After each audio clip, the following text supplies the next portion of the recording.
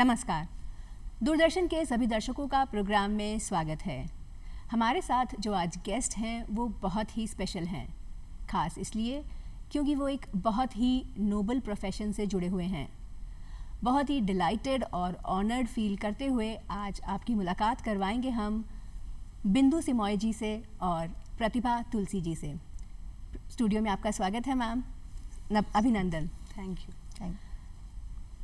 दर्शकों को बताना चाहेंगे कि नर्सिंग की सेवा की शुरुआत करने वाली फ्लोरेंस नाइटिंगेल के जन्म दिवस पर हर साल 12 मई को हम मनाते हैं अंतर्राष्ट्रीय नर्स दिवस, यानी इंटरनेशनल डे ऑफ नर्सेस। उनको याद करने के अलावा ये मौका उन सभी नर्सेस को और उनके पेशे को, उनके प्रोफेशन को सम्मान भी करते हैं हम। और इसी उपलक्ष्य में हमारे साथ स्टूडियो में हमने आज 2 नर्सेस को बुलवाया है। सबसे पहले आपसे ये जानना चाहेंगे कि जो नर्स होती हैं वो डॉक्टर की आँख और हाथ माना जाता है उन्हें। स्वास्थ्य सेवाओं में आपका बहुत इम्पॉर्टेंट रोल होता है। आप इस प्रोफेशन में कैसे आई? हाँ, देखो, आजकल के बच्चों में अपनी कैरियर को चूज़ करने का या उनका फ्रीडम होता है, मगर हमारे टाइम में ऐसे नहीं होते थे कि हम हमारी प्रोफेशन को हम खुद चूज़ करें। हमारी पेरेंट्स की या हमारे रिलेटिव्स की हम सुनते थे, उनकी एडवाइस लेते थे और उस एडवाइस के हिसाब से हम नर्सिंग प्रोफेशन को चूज़ किया है। और इस प्रोफेशन में आने के बाद मेरी जो कॉन्फिडेंस लेवल है वो बहुत बढ़ गए। जैसे जैसे काम एक्सपीरियंस बढ़ गए, हमारी जो सेटिस्फैक्शन लेवल है, जो हमारी पेशेंट्स ठीक होके जब जाता है, जो हमें सेटिस्फैक्शन मिलते हैं वो शायद और कोई प्रोफेशन में नहीं मिलते होंगे, जो मेडिकल फैसिलिटी में हमें मिलता है। जी, यानी आप खुश हैं इस प्रोफेशन में से जुड़कर? बिल्कुल। प्रतिभा जी, आपने नर्सिंग को एज अ प्रोफेशन कैसे ऑप्ट किया? मैंने भी अपनी मर्ज़ी से ये प्रोफेशन चूज़ नहीं किया था। जब मेरे पेरेंट्स और मेरे ब्रदर ने जब मुझे एडवाइस किया तो मैंने ये चूज़ किया। अब इस प्रोफेशन में आने के बाद I feel very proud to be a nurse. और आप इतने सालों से अपनी सेवाएं दे रहे हैं। हाँ, बिल्कुल। अच्छा बिंदु जी, एक अच्छी नर्स की कौन कौन सी क्वालिटीज़ होती हैं? एक अच्छी नर्स बनने के लिए बहुत सारी क्वालिटीज़ है। मैं कुछ क्वालिटीज़ आपको बताएंगे। जैसे फर्स्ट है एम्पैथी। एम्पैथी मीन्स हम अपने आप को उनकी जगह पे हम रख के हम उस चीज़ को फील करते हैं कि हमारी पेशेंट्स की जगह अगर हम होता है तो हमें कैसी केयर मिलना चाहिए, हमें ट्रीट कैसे मिलना चाहिए। तो ये एम्पैथेटिकल फीलिंग जब तक हमारे अंदर नहीं है, हम पेशेंट्स की कॉन्फिडेंस लेवल को गेन नहीं कर सकते और एक अच्छी क्वालिटी वाइज नर्सिंग केयर नहीं दे सकते। दूसरी बात है कि हमारी जो कम्युनिकेशन स्किल्स या सॉफ्ट स्किल्स बोलते हैं, उसमें सॉफ्ट स्किल्स जैसे पेशेंट और उनके रिलेटिव काफ़ी परेशान होकर हमारे पास आता है, वो कभी हमसे रूडली भी बात कर सकते हैं, मगर हमें ये चीज़ को जानना है कि वो रूड है तो भी हमें बहुत पोलाइटली उनसे बात करना है। हमारी स्किल्स को सॉफ्टली हम मेंटेन करके रखना है। हमारी वर्बल या नॉन वर्बल जो कम्युनिकेशन है उनसे करते हैं वो बहुत अच्छी तरीके से हमें करना है। जैसे नॉन वर्बल में हमारी गेस्चर्स हुआ, हमारी बॉडी लैंग्वेज हुआ, हमारी फेशियल एक्सप्रेशंस हुआ, ये कई बार मैटर करता है। तो हम इस चीज़ को हमेशा बहुत ध्यान रखते हुए हमारी काम करता है।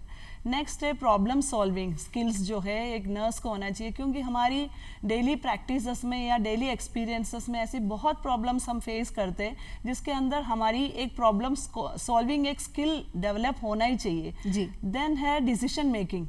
एक डिसीजन मेकिंग जैसे एक कुछ भी डिसीजन हमें in the absence of any doctor और समथिंग लाइक दैट, तो हमारी डिसीजन मेकिंग पावर भी बहुत अच्छा होना चाहिए। देन एनालिटिकल स्किल्स भी होना चाहिए। अच्छा, हमने 6 C's के बारे में सुना है, पढ़ा है, तो एग्जैक्टली ये 6 C's नर्सिंग के कोर्स में क्या होते हैं? Ma'am, actually it is first one is care. जो हम केयर प्रोवाइड करते हैं पेशेंट्स के लिए, वो फर्स्ट क्वालिटी माना जाता है। सेकेंड है कंपैशन। पेशेंट के साथ हम बड़े कंपैशन के साथ बिहेव करना चाहिए, बात करना चाहिए। तीसरी सही जो कम्युनिकेशन स्किल्स है जो हमें पेशेंट्स के साथ, तीसरी सी जो है। फोर्थ है जो हम क्लोज मॉनिटरिंग जो पेशेंट का करना है। और जो फिफ्थ आता है कि हमारी कॉम्पिटेंसी जो है, हम हर एक काम करने के लिए हम कॉम्पिटेंट होना चाहिए। ऐसे है एक डिपार्टमेंट अकेला भी मैनेज करना हो, कभी बहुत ज़्यादा वर्कलोड आता है हमारे ऊपर भी, उस टाइम भी हम बिना स्ट्रेस की, बिना कोई प्रॉब्लम की हम अगर मैनेज करना है तो हमारे अंदर ये स्किल्स होना चाहिए, ये क्वालिटीज़ होना चाहिए। जी, आपको इतने सालों का एक्सपीरियंस है, तो आप अपने एक्सपीरियंस और अचीवमेंट्स के बारे में क्या कहेंगी? मेरी करीब 24 इयर्स की मेरी एक्सपीरियंस हो गई। मैं डिफरेंट एरियाज ऑफ हॉस्पिटल में मैंने काम किया है। फर्स्ट मेरा 4 इयर्स एक्सपीरियंस ऑपरेशन थिएटर में है, जिसके अंदर मेरी एक प्लस पॉइंट ये है, मेरे दोनों बच्चों का जब सिसेरियन सेक्शन हुआ था, मेरा जिस ओटी में मैं काम किया उसी में मेरे सिसेरियन हुआ, तो मैं आई फील वेरी प्राउड कि मुझे बहुत कुछ टेंशन या डर या ऐसी कुछ भी नहीं है। मेरी वर्किंग एरिया में मेरी सर्जरी होना है, तो I was very calm and quite. Second है मेरी 8 years experience in ICU critical care area. उसके अंदर क्रिटिकली इल पेशेंट्स रहता है। उस पेशेंट्स में ये है कि they are left unattended with their attenders, तो हम ही है उनका सब कुछ। तो ICU के अंदर जो उनके जो भय, जैसे जो फियर है, एंजाइटी है, उसको हम साइकोलॉजिकल सपोर्ट्स देके उनको हम दूर करते हैं। ये ICU की एक्सपीरियंस बहुत ही अच्छा रहा। बहुत टेक्निकली अच्छी चीज़ों को सीखने के लिए मिलता है ICUs के अंदर। देन मेरी 3rd वार्ड में 4 इयर्स का एक्सपीरियंस है। Then after 2018 I join teaching and still I am continuing in training sessions of nursing staff. Nursing staff को आप पढ़ा रहे हैं, तो वो तो ऑलरेडी पढ़कर आते हैं, फिर आप उनको क्या सिखाते हैं? देखो, ट्रेनिंग में सिर्फ हमारी थियोरेटिकल नॉलेज होता है। जब स्टाफ रिक्रूट होते हैं हॉस्पिटल में, तो उनको जो नर्सिंग स्किल्स होता है या जो टेक्निकल स्किल्स होता है या जो नॉलेज उनको इम्पार्ट करना है, ऐसे पेशेंट उनको कैसे ट्रीट करना है और पेशेंट से सॉफ्टली कैसे बात करना है, ये सारी ट्रेनिंग्स हम दिया जाता है। और उनकी एक एक जैसे असेसमेंट टूल्स होते हैं, एक एक फॉर्म्स फॉर्मेट सब हम उन लोगों को सिखा देते हैं, ताकि वो उनको कंफर्टेबली अपनी जॉब वो आगे कंटिन्यू कर सकते हैं। प्रैक्टिकल नॉलेज उन्हें आप देते हैं? Practical knowledge. ये तो थी बिंदु जी की बात। अब अगर हम आए प्रतिभा जी पर, तो आपका एक्सपीरियंस क्या कहता है? मुझे 22 इयर्स हो गए हैं जी। मैंने 2 इयर्स मैंने इमरजेंसी में ड्यूटी करी है, 2 इयर्स मैंने कार्डियक वार्ड में ड्यूटी करी है, और 18 इयर्स हो गए मुझे ICUs में, इंटेंसिव केयर यूनिट में। तो वहाँ का एक्सपीरियंस कैसा है? बिकॉज वहाँ पर जो पेशेंट्स होते हैं उनका बहुत स्पेशल, बहुत खास ख्याल रखना पड़ता है। तो वहाँ पर आप कैसे करते हैं मैनेज चीज़ों को? जब ICU में एक पेशेंट आता है तो पूरी तरह हम पे ही डिपेंड होता है। हर चीज़ के लिए हम ही उनकी हेल्प करते हैं, उनको उनकी फियर और एंजाइटी हम हटाते हैं, उनको साइकोलॉजिकल सपोर्ट देते हैं, केयर करते हैं, उनकी नीड्स जैसे फूड टाइम में हम देते हैं, पानी पिलाते हैं, उनकी जो भी नीड्स होती है वो हम टाइमली हम कंप्लीट करते हैं, उनको देते हैं। अचीवमेंट्स पर अगर आए हम बिंदु, तो कुछ हमें अपने अचीवमेंट्स के बारे में भी बताएं। मैम, अचीवमेंट्स के लिए मुझे बेस्ट इंचार्ज की अवार्ड मिली हुई है, देन द्रोणाचार्य अवार्ड मिली हुई है, and in 2018 I received the best educator award. अच्छा, आप लोग इतने सारे इमोशनल बैगेज के साथ रहते हैं, पेशेंट का आपको ख्याल रखना है, मरीज उनके परिवार वालों का आपको ख्याल रखना है, और डॉक्टर के बीच में भी आपको एक ब्रिज की तरह आप लोग काम करते हैं। तो ये सारी चीज़ें आप जब मैनेज करते हैं, तो आप खुद जो स्ट्रेस और प्रेशर फील करते हैं, उसको कैसे आप हैंडल करते हैं? स्ट्रेस और प्रेशर तो आपस में हम बातें कर आप पेशेंट से थोड़ा बातें, जो मतलब कॉन्शियस पेशेंट है जो, उनसे हम थोड़ा आपस में उनसे बातें कर हम हमारा स्ट्रेस दूर करते हैं, उनका भी स्ट्रेस हम दूर करते हैं। बेसिकली आप उनकी काउंसलिंग करते हैं। yes. और काउंसलिंग करके आप उनका स्ट्रेस भी दूर करते हैं, और आपका भी स्ट्रेस इस तरीके से दूर हो जाता है। तो हमारे देश में, हमारे भारत में 90% से जो ज़्यादा नर्सेज हैं वो महिलाएं हैं, और ना जो हमारी नर्सेज हैं ना वो रात देखती हैं ना दिन। आपकी जॉब जो है वो शिफ्ट वाइज होती है, कभी आपको सुबह आना है, कभी आपको रात को आना है, और कभी आपको शाम को। तो ऐसे में आप अपना घर और काम कैसे मैनेज करते हैं, कैसे फैमिली को और सबको बैलेंस करते हैं? ये बैलेंस करने के लिए फैमिली सपोर्ट बहुत ज़्यादा ज़रूरी है। बिना फैमिली सपोर्ट के तो हम कुछ भी नहीं कर सकते। ये तो आप एकदम ठीक कह रहे हैं। बट कभी कोई मुश्किल नहीं आई, कभी कोई चुनौती नहीं आई? बच्चे बहुत सफ़र करते हैं हमारी एब्सेंस में। हम नाइट ड्यूटी में जाते हैं तो बच्चे लोनली फील करते हैं, हम नहीं होते हैं जी। और फिर दूसरे दिन हमारा पूरा दिन उनके साथ निकल जाता है, तो हमारे को भी रेस्ट नहीं मिल पाता। तो ऐसे बहुत चैलेंजेस हैं जो हमने फेस किए हैं शिफ्ट ड्यूटी में। जी, बिंदु जी आप क्या कहेंगे? आपको कौन से चैलेंजेस फेस करने पड़े?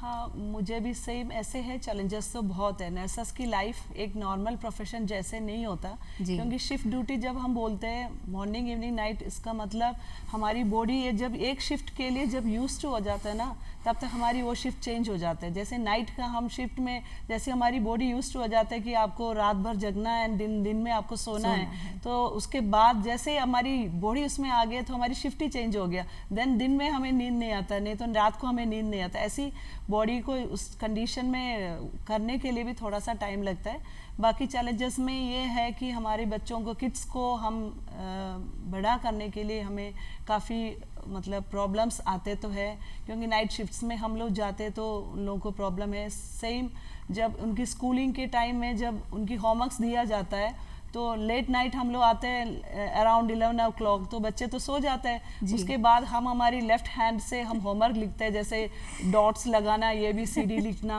ये सब हम हमारी लेफ्ट हैंड से कॉपी भर देते हैं और नेक्स्ट डे बच्चे को स्कूल भेज देते हैं। ये एक्चुअली एक चैलेंज है। देन ट्रेनिंग पीरियड में भी यही होता है, हमारी क्लासेस दिन में चलते हैं एंड हमारी नाइट ड्यूटीज भी लगता है, तो रात को हम सो नहीं सकते और दिन में हमें क्लास अटेंड करना है। और क्लास के बीच में अगर हम सो गया तो आउट ऑफ क्लास है, हमें बाहर खड़ा कर देंगे। हम बहुत बार हुए हैं। तो इसलिए तो हमें स्ट्रगलिंग, एक ट्रेनिंग पीरियड का मतलब एक स्ट्रगलिंग है इसके लिए, तो हमने उसको सफ़र किया। बाकी जब देखा जाए तो बच्चों को, जैसे मेरी जब बेबी हुई, हम उन लोगों की जो माइलस्टोन्स है वो कभी देख नहीं पाए। हम 2-3 इयर्स तक उनको हमारी पेरेंट्स के साथ छोड़ना पड़ता है, तो उनकी जो ग्रोथ है, डेवलपमेंट है, हमने देखा नहीं। और हम कभी विजिटिंग के लिए जाते हैं तो भी जब वो हमारे पास आने लग जाते तब हमारी छुट्टियां ख़त्म हो जाते हैं और हम लोग वापस आने का टाइम हो जाता है। ये बड़ी फीलिंग्स हमारे साथ हम ऐसे आते हैं। और हम ऐसे भी, मुझे याद है कि मैं रेलवे स्टेशन में भी मेरी बेटी को फीड करके मैं मम्मी के हाथ में बच्ची को देख के मैं आई थी। वो सब बहुत ऐसी फीलिंग्स होता है कि हम हमारे बच्चों के लिए नहीं कर पाते, तो भी हमारी प्रोफेशन उस चैलेंजेस में भी हमने छोड़ा नहीं। बहुत मदर्स ऐसे करते कि हम आगे मूव नहीं कर सकते सोच के वो लोग छोड़ देते, मगर हम स्ट्रगल करके कैसे भी वो टाइम, हमारे बच्चे भी हमारे साथ दिया।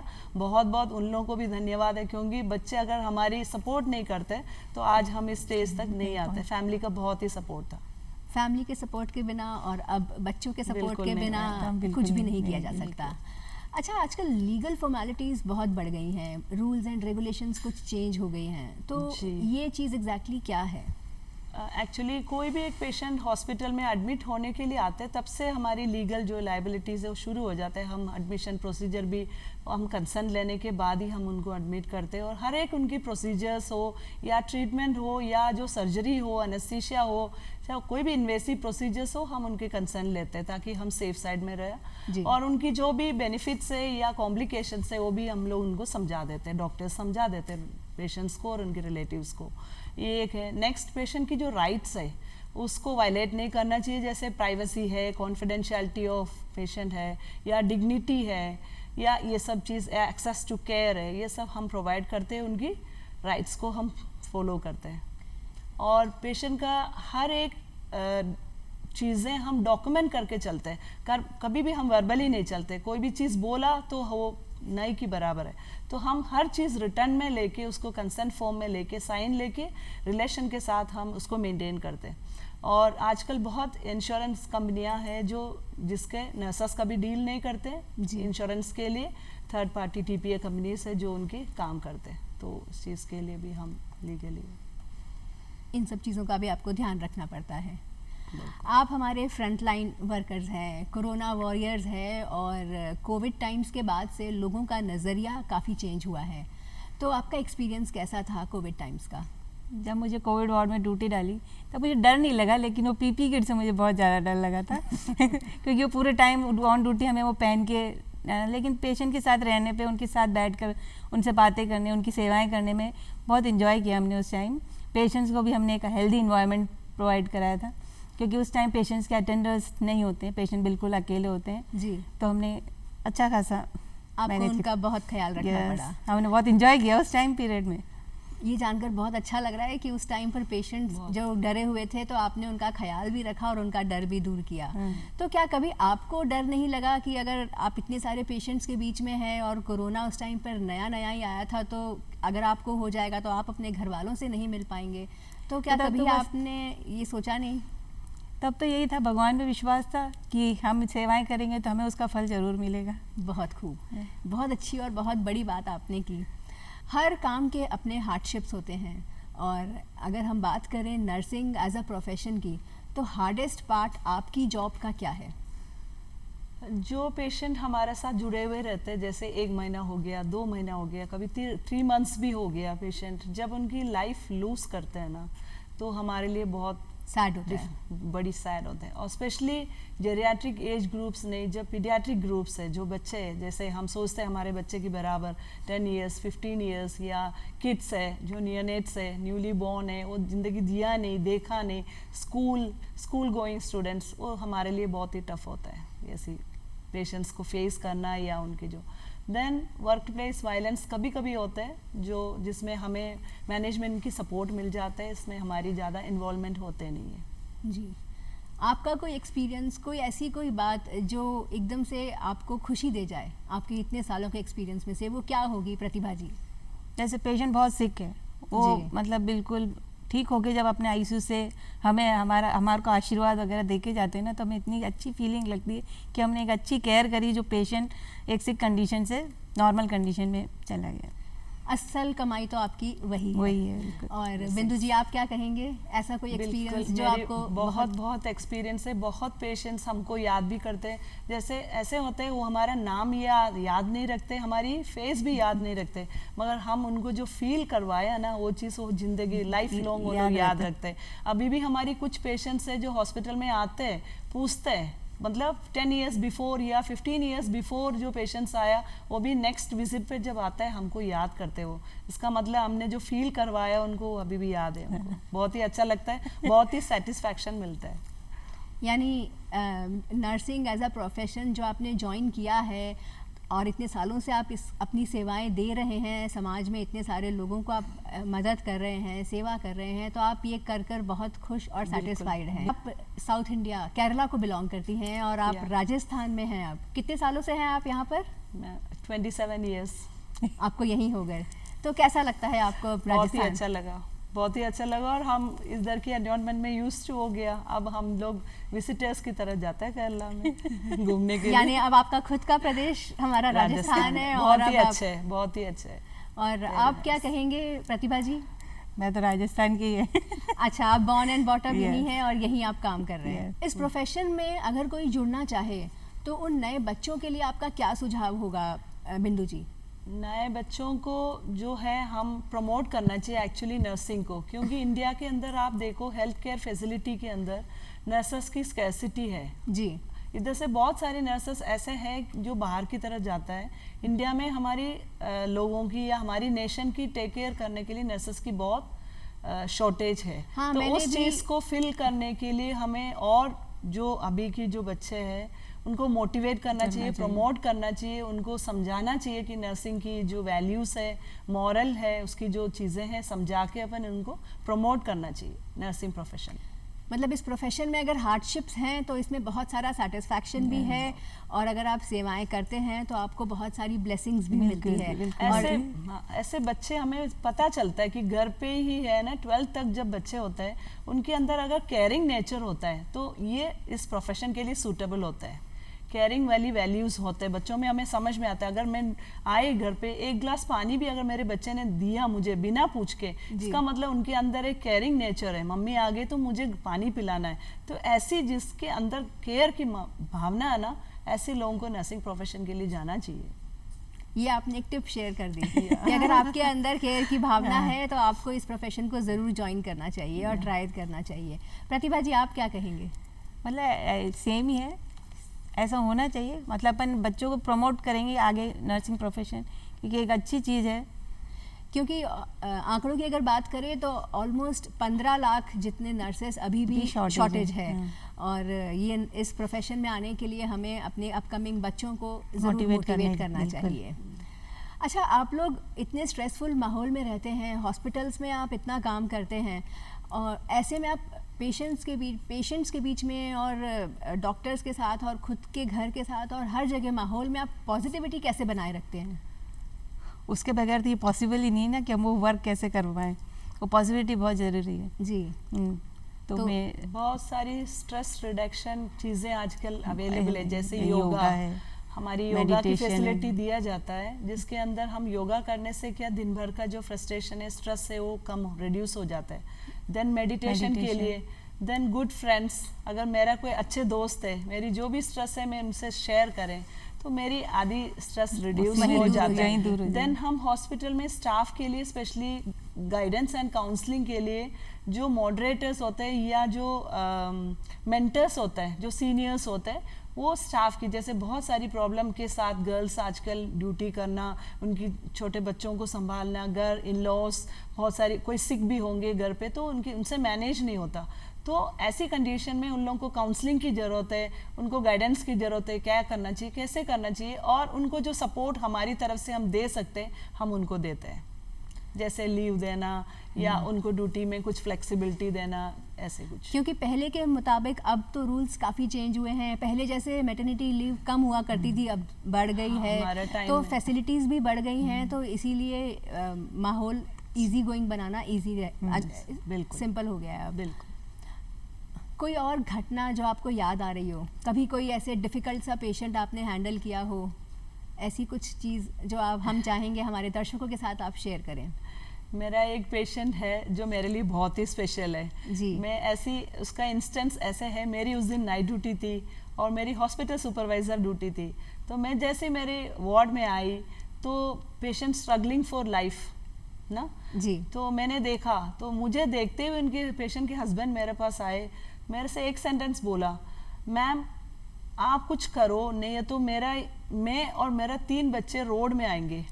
ऐसे एक सेंटेंस उन्होंने मेरे से बोला, क्योंकि कंडीशन ये था कि उनको आईसीयू अवेलेबल नहीं हो रहा था और वेंटिलेटर अवेलेबल नहीं था। कई बार ऐसे भी प्रॉब्लम्स आते हैं, पेशेंट को जब वेंटिलेटर की ज़रूरत पड़ती है तो वेंटिलेटर अवेलेबल नहीं होता। ये नहीं है किसी का वेंटिलेटर चल रहा है तो हम उसको निकाल के दूसरे को नहीं लगा सकते। तो जितनी फैसिलिटी है उतनी हम दे सकते हैं। तो उस टाइम कैसे भी हो हमने मैनेज करके हमने एक आईसीयू बेड उनके लिए अरेंज करके दिया। उस टाइम पेशेंट को हमने प्रॉपर टाइमली हमने उसको आईसीयू में शिफ्ट कर दिया और उसके बाद उनको वेंटिलेटर भी मिल गए।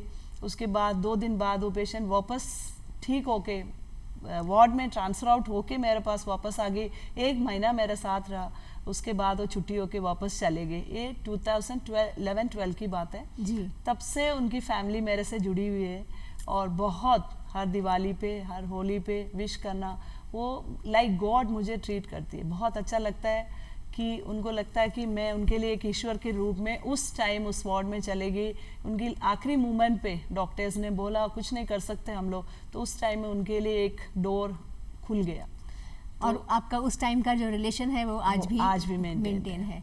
पेशेंट्स के साथ बहुत स्ट्रगल करना पड़ता है, बिकॉज वो तो एक अलग ही दौर से गुजरते हैं और बहुत सफ़र भी करते हैं। उनकी सेवा बहुत ज़्यादा करनी पड़ती है, तो ऐसे में उनका ख्याल आप कैसे रखते हैं? उनको पूरा केयर हमें देना पड़ता है। उनकी जो केयर नीड्स होती हैं वो हमें ध्यान रखना पड़ता है। उनको अगर मैं मतलब प्रेयर्स दे रही है तो हम वहीं खड़े उनके प्रेयर भी करवाते हैं और उनकी जो केयर, उनको जो नीड्स होती हैं वो सारी हम प्रोवाइड कराते हैं। उनको फुल केयर मतलब उनकी अंतिम समय में अपन दे सकते हैं वो सब हम प्रोवाइड कराते हैं। बहुत उनका ख्याल रखना पड़ता है। और जब वो इमोशनली किसी चीज़ को सफ़र करते हैं उस टाइम पर हम इमोशनली सपोर्ट देते हैं। इमोशनल सपोर्ट देते हैं, हम फुली अटैच हो जाते हैं उसमें इमोशनली। ठीक है। इंटरनेशनल डे ऑफ नर्सेज हम आज मना रहे हैं और हमारे साथ हैं 2 बहुत ही काबिल नर्सेज, बिंदु जी और प्रतिभा जी, और इन्होंने आज हमारे दर्शकों के साथ बहुत सारी अपनी एक्सपीरियंस में से बातें शेयर करी कि और हमारे दर्शकों को बहुत मोटिवेट भी किया। अपकमिंग नर्सेज जो बनना चाहती है उन्हें भी बहुत सारी गाइडेंस दी। अपने सभी दर्शकों को हम ढेरों शुभकामनाएं देना चाहेंगे, स्पेशली जो इस प्रोफेशन से जुड़े हुए हैं, ताकि उनका भविष्य और भी उज्जवल रहे। नमस्कार।